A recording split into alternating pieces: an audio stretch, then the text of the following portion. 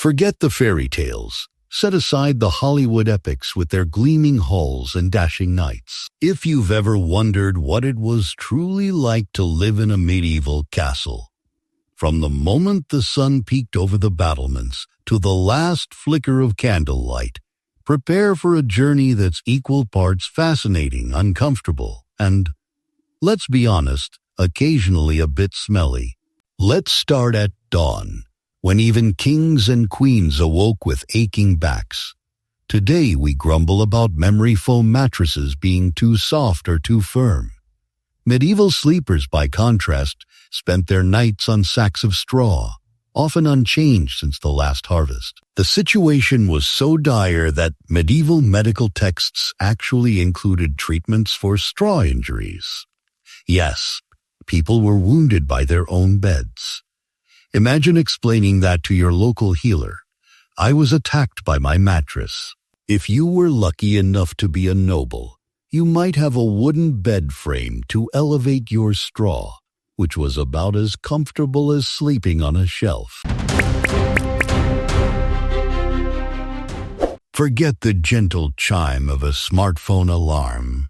Your wake-up call was more likely to be a rooster with a flair for the dramatic. Or worse, the castle's designated human alarm clock, a servant whose sole job was to march through the halls at dawn, bellowing the medieval equivalent of wakey wakey. A role guaranteed to make you the least popular person in the castle. And then there was the cold. Castles were built to keep out armies, not drafts. Those thick stone walls were excellent at repelling invaders, but they also turned your bedroom into a giant refrigerator. Most people slept in their clothes, not out of laziness, but to avoid waking up as a human icicle. Windows were narrow slits, designed for archers, not sunlight. On a cloudy morning, which in medieval Europe was most mornings, you might wake in total darkness, stub your toe on a chamber pot, and start your day with a string of curses that would make a sailor blush. Once you'd extricated yourself from your straw torture device, it was time for personal hygiene, a concept with very flexible boundaries in the Middle Ages.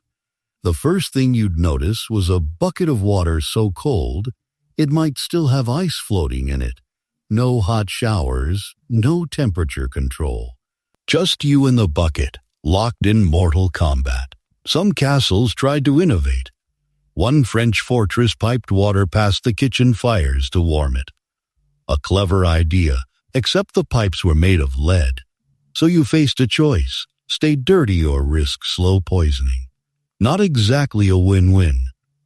Soap, too, was a luxury. Most people washed with a gritty mixture of wood ash and animal fat, essentially fireplace residue.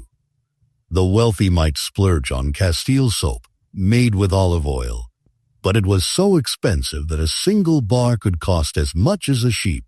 Imagine spending your entire paycheck on soap. And then, of course, there was the matter of the castle toilet. Those narrow windows, they doubled as garderobes, medieval restrooms where people hung their clothes, believing the stench would keep moths away. If you didn't have a garderobe nearby, you used a chamber pot, which was then emptied out the window. The phrase, gardes l'eau, watch out for the water, wasn't a warning about rain. Some cities even passed laws requiring you to shout before dumping your pot. A rare example of medieval public health policy. Communal latrines were another story. Built into the outer walls, they were essentially holes that dropped everything straight down.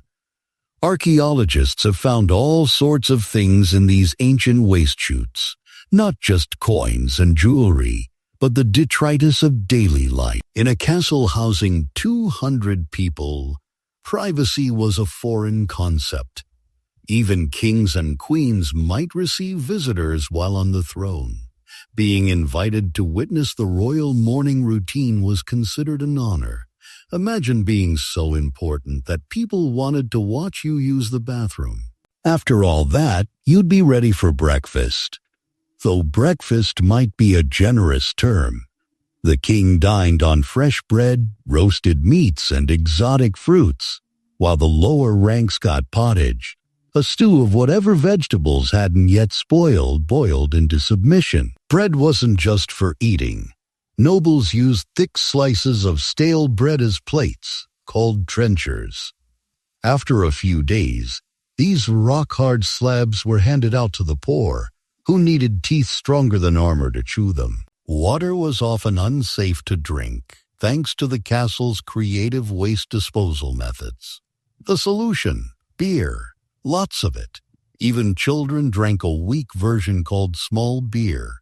One castle's records show they went through 3,000 pints a day. The castle brewer was as vital as the blacksmith. Mess up the beer and you'd have a castle full of thirsty, irate residents. Table manners were evolving.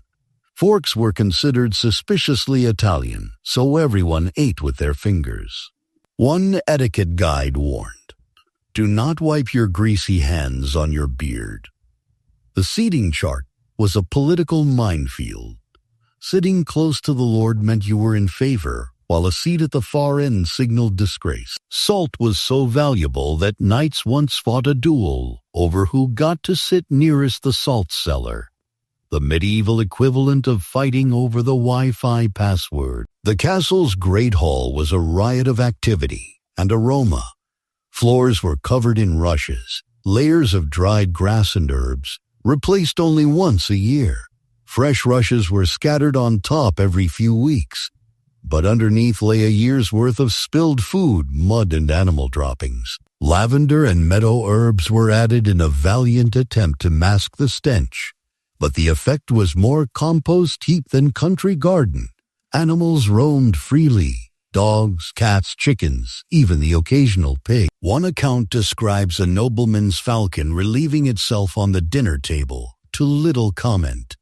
The walls, meanwhile, sweated with damp, growing mold behind rarely clean tapestry. The kitchen was its own olfactory adventure, with food waste, unwashed dishes, and meat kept just this side of rotten masked by heroic quantities of spice. And then there were the garderobes, emptying straight down the castle walls into the moat.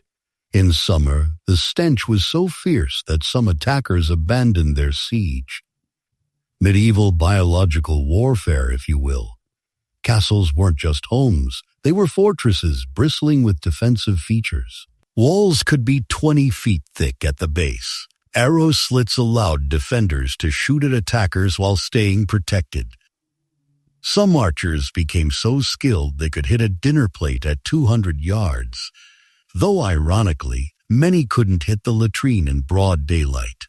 Murder holes in the ceilings above entryways allowed defenders to drop rocks, boiling oil, or even beehives on invaders. Everyone had a role during a siege, even children who acted as messengers or water carriers. Some kids turned sieges into games, lobbing rotten vegetables at each other from the towers. The moat wasn't just for show. Some could be flooded or drained in an hour, confounding attackers. The drawbridge operator had one job: don't mess up. Yet records tell of bridges raised too soon, stranding soldiers outside or lowered at the wrong moment. Spiral staircases always wound clockwise going up, giving right-handed defenders an advantage. The steps were intentionally uneven, so attackers would stumble while defenders dashed up and down with ease. Home field advantage, medieval style. Life in a castle was a constant hustle. A medium-sized castle might employ 200 people, each with a job title that would raise eyebrows today. The gong farmer cleaned out the toilets at night to spare others the smell and was paid surprisingly well. Kitchen staff worked around the clock, churning out 6,000 calories per person per day. Och det dejste the bees porv, tinchisen and roll. So these canoes. The turn broach, often a small boy, spent his days turning the spit over the fire. Guards sang on duty to prove they were awake. One logbook notes, nothing to report except Ralph's terrible singing. The lady of the castle was the real CEO. managing everything from food supplies to staff disputes. One account book lists everything from eggs laid to arrows wasted, with a note in the margin: "Stop paying archers when drunk. Terrible aim." When the Lord was away, the lady might even lead the defense during a siege, using empty wine barrels to create the illusion of more soldiers.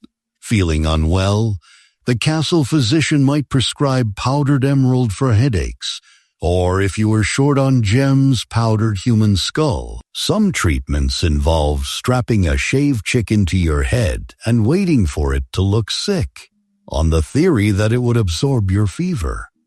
Surgery was performed without anesthesia. The best you could hope for was a strong drink beforehand. The medicine cabinet was a cabinet of curiosities: dragon's blood, unicorn horn, mummy powder. Yes, real mummies, imported from Egypt. Dental care was equally creative. Toothache, the barber surgeon would either pull the tooth or fill it with lead. One knight had all his teeth removed before battle to avoid distractions, yet by accident or luck some remedies worked. Herbs with natural antibiotics, wine and honey as antiseptics. Sometimes medieval medicine got it right, even if for the wrong reasons. As night fell, the castle transformed. Candles were precious, so darkness reigned. Guards patrolled with torches, their flickering light making every shadow seem alive. Ghost stories were taken seriously. Some castles even required formal reports of ghost sightings, complete with descriptions of the apparition's outfit. One guard noted a ghost in last season's tunic and suggested a wardrobe update. The dungeons, meanwhile, were less torture chamber and more uncomfortable timeout corner. Most were the size of a modern bathroom, but without the plumbing. Prisoners had to pay for their own food and bedding. Nobles sometimes brought their own servants. One even insisted on a food taster, who resigned after a week, declaring that gruel tasting was not in his job description. Most inmates were debtors, imprisoned for sums as small as the price of a haircut. Escape attempts were rare. Where would you go when everyone in the village knew your face? One man tried to escape disguised as a washerwoman, only to be recognized by his own mother and dragged back by the ear. So what was it really like to live in a medieval castle? It was a world of hard beds and harder bread, of ingenious defenses and creative plumbing, of ceaseless work and raucous feasts, of ghost stories and real-life horrors. It was a place where survival depended on teamwork, quick wits, and a strong stomach. Yet for all its discomforts, the castle was also a marvel of human ingenuity, a fortress, a home, a community, and a stage for the dramas of history. From the highest tower to the deepest dungeon, every day was a new adventure, and every night a new story waiting to be told. So next time you visit a castle, don't just marvel at the stonework. Listen for the echoes of laughter, the clatter of dishes, the distant strains of a jester's song. Imagine the lives lived within those walls, messy, noisy, and utterly unforgettable. That in all its gritty glory was the real medieval castle experience.